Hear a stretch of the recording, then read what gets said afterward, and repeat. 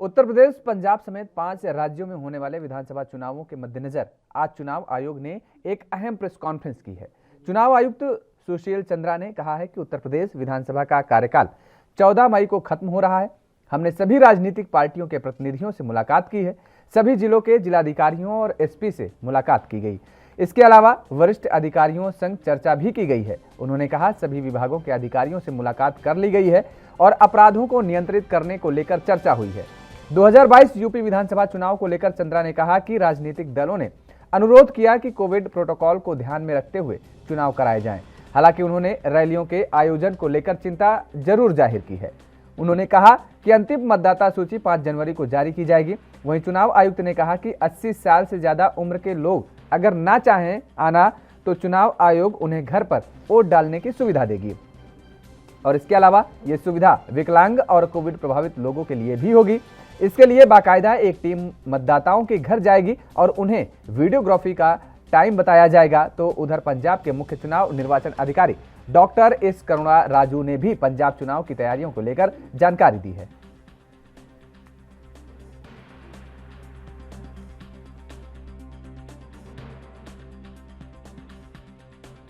जो हमारा विशेष संक्षिप्त पुनरीक्षण जिसको हम SSR बोलते हैं, 5 जनवरी 2022 को निर्वाचक नामावली अंतिम रूप से प्रकाशित की जाएगी। राज्य में अभी तक मतदाताओं की कुल संख्या लगभग 15.02 करोड़ से अधिक है। अंतिम प्रकाशन पर मतदाताओं के वास्तविक आंकड़े स्पष्ट होंगे। इसके बाद भी नामांकन दाखिल करने का आखिरी तारीख तक भी मतदाता क्लेम्स ऑब्जेक्शन सबमिट कर सकते हैं। असल में कुछ लोगों को ये भ्रांति है कि जब ये प्रकाशित हो रही है शायद हमारा नाम उसके बाद इसमें ना लिखा जाए। तो मैं ये भी बताना चाहूँगा आपके ज़रिए सभी लोगों को कि ये प्रकाशित होने के बाद भी लोग देख लें, अगर किसी का नाम उसमें नहीं लिखा गया है या किसी का नाम कटने से भी रह गया है तो उस तरह के सारे क्लेमों को वो जो हमारे नॉमिनेशन की आखिरी दिन होती है उस तक वो अपने क्लेम्स और ऑब्जेक्शन फाइल कर सकते हैं। और आपको जानकर खुशी होगी कि इस प्रदेश में पहली बार 80 वर्ष से अधिक आयु वर्ग के वरिष्ठ नागरिकों को, दिव्यांग मतदाताओं को और कोविड अफेक्टेड मतदाताओं को आयोग घर द्वारा घर पर ही बैठे हुए पोस्टल बैलेट की ऑप्शनल सुविधा प्रदान करेगा। मतलब कि आपकी इच्छा है, हम तो आपको चाहते हैं कि आप आए हमारे पोलिंग स्टेशंस पे जो कि पूर्णतः आपके लिए सुरक्षित हैं। उसके बावजूद भी अगर कोई लोग नहीं आना चाहते, जैसे 80 प्लस के आदमी हैं, अगर वो नहीं आना चाहते हैं तो ECI will go to their doorstep. ECI is at the doorstep of these senior citizens, of these दिव्यांग persons and these persons who are absolutely. Covid को ध्यान में रखते हुए पहले जो हमारे बूथ थे वो 1500 लोगों के ऊपर एक बूथ बनाया जाता था। हमने इसको घटाकर 1250 कर दिया है और इसलिए ऑन एन एवरेज 860 लोग एक बूथ के ऊपर बनाए गए हैं। इससे हमारी जो पोलिंग बूथ की संख्या है वो 11,000 बढ़ चुकी है ऑलरेडी।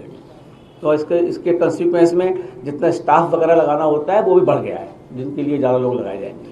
तो हमारे बूथ जो हो गए हैं वो 1,74,351 मतदान स्थल हैं और इस तरह के बूथ हमारे जो बढ़ाए गए हैं वो 11,000 हैं।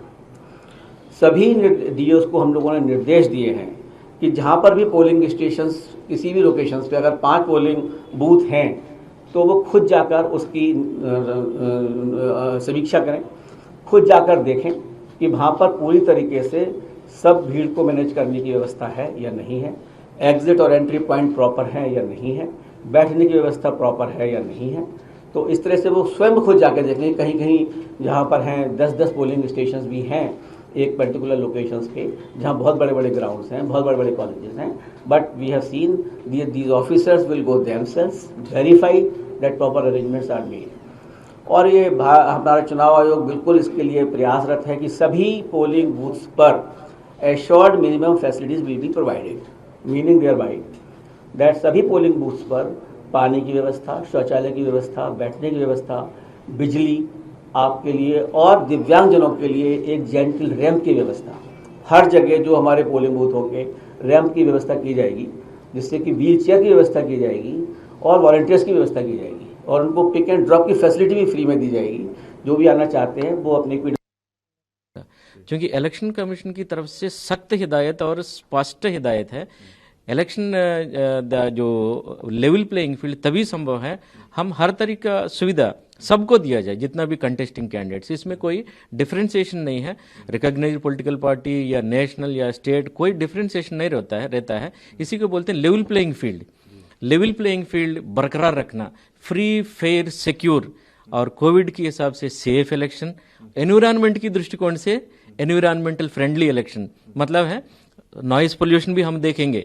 अगर कोई माइक बहुत ज़्यादा, जो सुप्रीम कोर्ट की हिदायतें हैं इसके मुताबिक नहीं कर रहा है, कार्रवाई होगा।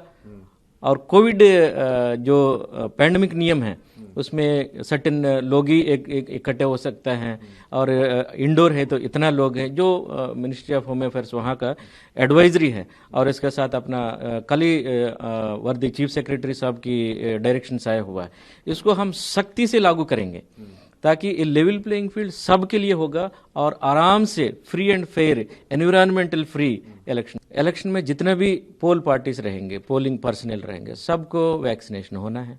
इट इज़ ए मैंडेटरी है, दोनों वैक्सीनेशन होना है। और अपना स्टेट गवर्नमेंट की तरफ से बहुत अच्छा शानदार गाइडलाइंस निकला हुआ है।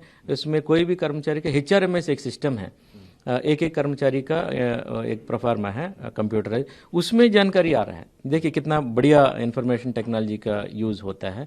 उसमें पता चल जाता है हमारे कर्मचारी कितने लोग वैक्सीनेटेड हो गए, उनकी जिम्मेदारी है। क्योंकि हर एक कर्मचारी की जिम्मेदारी भी है, क्योंकि एक कंडक्ट रूल भी है, क्योंकि हम शासन का हिदायतें फॉलो करते हैं, पैंडमिक नियमों के फॉलो करते हैं। सो वो जिम्मेदारी भी हमारे इसके हिसाब से कर्मचारी तैयार हो रहे हैं। उनको जहाँ जहाँ वैक्सीनेशन नहीं है, DC साहब और वहाँ की हेल्थ अथॉरिटीज़ मिलके स्पेशल कैंप लगा के उनको वैक्सीनेशन का भी तैयारी चल रहा है। बहुत बड़ा सपोर्टिंग काम हेल्थ डिपार्टमेंट करती है। और तीसरा बहुत बड़ा मसला है जो Covid related bio waste material रहता है, जो मास्क हो जाए या कोई हैंड ग्लव्स हो जाए डिस्पोजेबल, और PP किट होए, या आपकी कुछ जड़ी हुई चीज़ यूज़ करते हैं, उसका प्रॉपर डिस्पोजल करना पड़ता है। उसके लिए पोल्यूशन कंट्रोल बोर्ड की तरफ से हमारे लिए बहुत बड़ा सपोर्ट। और इसी खबर पर ज़्यादा बातचीत के लिए हमारे साथ RV उपाध्याय जी, वरिष्ठ पत्रकार, फोन लाइन पर जुड़ चुके हैं। जानेंगे। बहुत बहुत स्वागत है RV उपाध्याय जी आपका। धन्यवाद। उपाध्याय जी, जिस तरीके से अभी तक ये कयास लगाए जा रहे थे, चर्चाएं थी कि चुनाव होंगे या टाले जाएंगे, कैसे होंगे, क्योंकि कोरोना की लहर फिर से एक बार आने लगी है। ऐसे में अब ये निर्धारित हो गया है कि चुनाव समय से होंगे। हालांकि चुनाव आयुक्त ने जरूर जाहिर किया है कि जो रैलियां हो रही हैं ये संकट पैदा कर सकती हैं। तो क्या लगता है कि अब इसके बाद इन रैलियों में कहीं ना कहीं लगाम लगेगी? तो वक्त बताएगा कितनी लगाम लग पाएगी। इलेक्शन कमीशन किस तरीके से रैलियों को मैनेज करेगा, आगे आने वाले समय में देखा जाएगा। और देखिए, जनता को उम्मीद इसलिए थी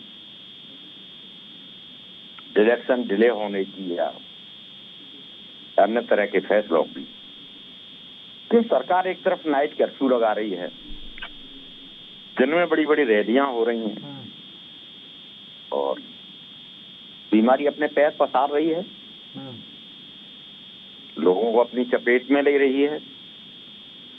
तो सरकारों का दायित्व होता है, उत्तरदायित्व होता है चुनी सरकारों का, कि वो अच्छे फैसले लें और जनता में एक मैसेज जाए। आज जनता में क्या मैसेज जा रहा है? एक तरफ आप चिंता जाहिर कर रहे हैं, सख्ती से कोविड जो प्रोटोकॉल है उसको पालन करने की बात कह रहे हैं, और दूसरी तरफ रैलियां हो रही हैं, धज्जियां उड़ा रही, उन्हीं नियमों की धज्जियां उड़ाई जा रही हैं जो नियम जनता के लिए बनाए जा रहे हैं।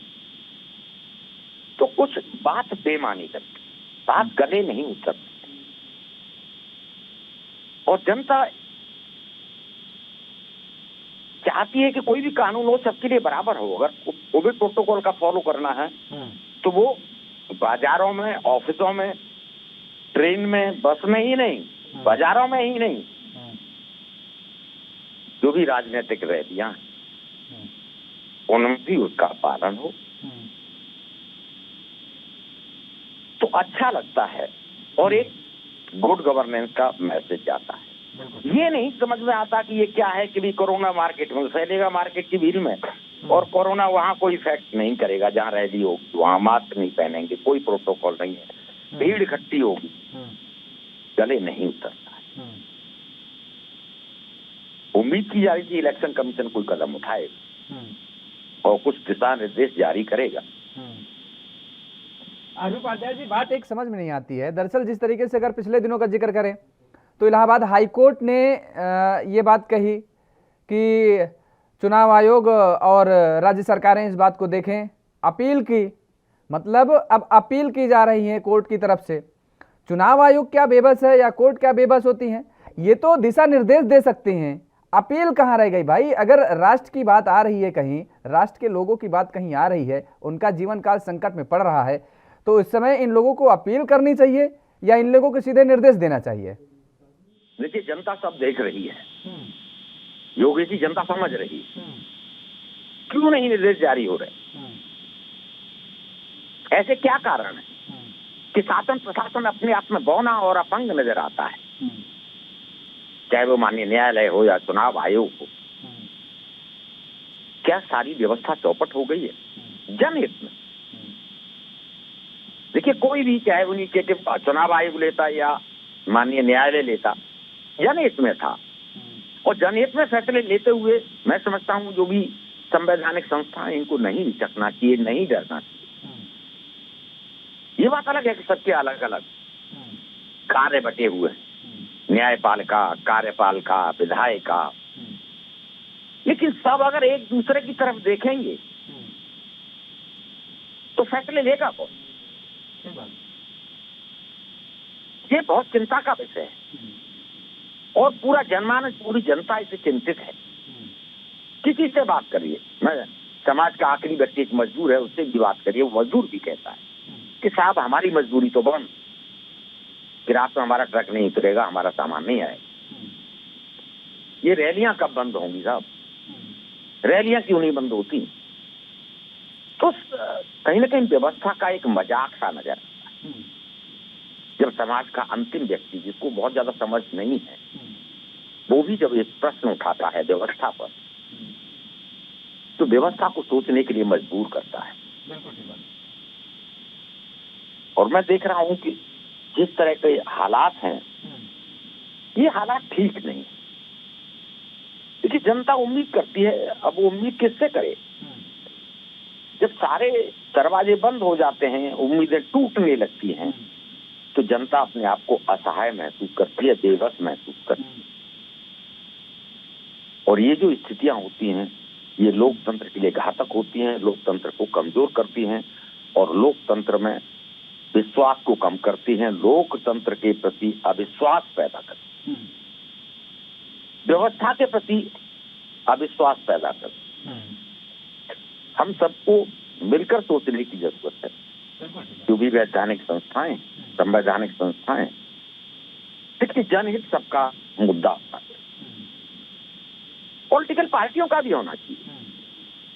इलेक्शन आते रहेंगे, जाते रहेंगे, सरकारें बनती रहेंगी, लोग हारते रहेंगे, जीतते रहेंगे, लेकिन महामारी का दौर है, जो भयानक दौर है, इससे जनता को कैसे बचाया जाए, ये सोचने की बेहद जरूरत है। बिल्कुल आप ठीक बात कह रहे हैं, सरकारों को भी, और जिस तरीके से ये चुनाव आयोग हो चाहे हाई कोर्ट हो। चलिए, बहुत बहुत शुक्रिया आपका हमारे साथ जुड़ने के लिए। तो चुनाव आयोग ने आज जिस तरीके से ये निर्धारित कर दिया है कि समय से चुनाव होंगे और कई गाइडलाइंस भी जारी किए हैं।